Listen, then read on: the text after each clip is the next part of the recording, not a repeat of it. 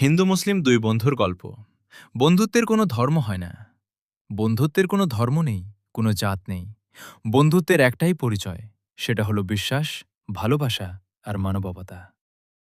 একটি ছোট্ট শান্ত সুন্দর গ্রামে জন্ম নিয়েছিল দুই শিশু। একজনের নাম অর্জুন, আরেকজনের নাম আমান। অর্জুন ছিল হিন্দু পরিবারের সন্তান আর আমান ছিল মুসলিম পরিবারের ছেলে। ছোটবেলা থেকেই তারা ছিল অবিচ্ছেদ্য বন্ধু। একই স্কুলে পড়ত, একই মাঠে ফুটবল খেলত, একই গাছের নিচে বসে স্বপ্ন দেখত। গ্রামের মানুষ তাদের দেখলে বলতো, এরা যেন এক আত্মার দুই শরীর। কিন্তু সময়ের সঙ্গে সঙ্গে কিছু মানুষ তাদের বন্ধুত্ব নিয়ে প্রশ্ন তুলতে শুরু করল। কেউ বলতো, হিন্দু ছেলের সঙ্গে মুসলিম ছেলের এত বন্ধুত্ব কেন? আবার কেউ বলতো, একদিন না একদিন এই বন্ধুত্ব ভেঙে যাবে। কিন্তু অর্জুন আর আমান কারও কথায় কান দিত না। তারা শুধু হাসত আর বলতো, আমরা আগে মানুষ, তারপর অন্য কোনো পরিচয়। দুর্গাপূজার সময় আমান অর্জুনের বাড়িতে গিয়ে সবাইকে শুভেচ্ছা জানাত। ঈদের দিন অর্জুন নতুন পোশাক পরে আমানের বাড়িতে গিয়ে ঈদের আনন্দ ভাগ করে নিত।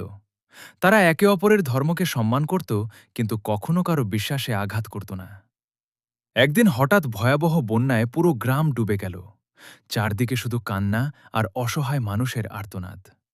সেই কঠিন সময়ে অর্জুন আর আমান নিজের জীবনের ঝুঁকি নিয়ে নৌকা চালিয়ে মানুষকে নিরাপদ স্থানে পৌঁছে দিল।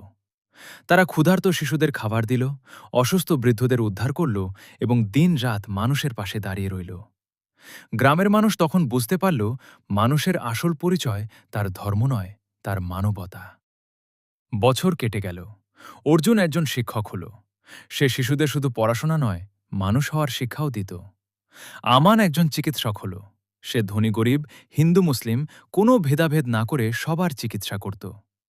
আজও গ্রামের মানুষ তাদের বন্ধুত্বের গল্প নতুন প্রজন্মকে শোনায়, কারণ তারা প্রমাণ করে দিয়েছে, ঘৃণা মানুষকে বিভক্ত করে, কিন্তু ভালোবাসা মানুষকে এক করে। মনে রাখবেন, ধর্ম আমাদের বিশ্বাস শেখায়, মানবতা আমাদের মানুষ হতে শেখায়, আর সত্যিকারের বন্ধুত্ব শেখায় একজন ভালো মানুষ হওয়াই সবচেয়ে বড় পরিচয়। যেখানে ভালোবাসা আছে, সেখানে বিভেদ হার মানে। যেখানে সত্যিকারের বন্ধুত্ব আছে, সেখানে ধর্ম কখনো বাধা হয়ে দাঁড়ায় না। ধর্ম আলাদা হতে পারে, কিন্তু হৃদয় যদি এক হয়, তাহলেই গড়ে ওঠে সত্যিকারের বন্ধুত্ব।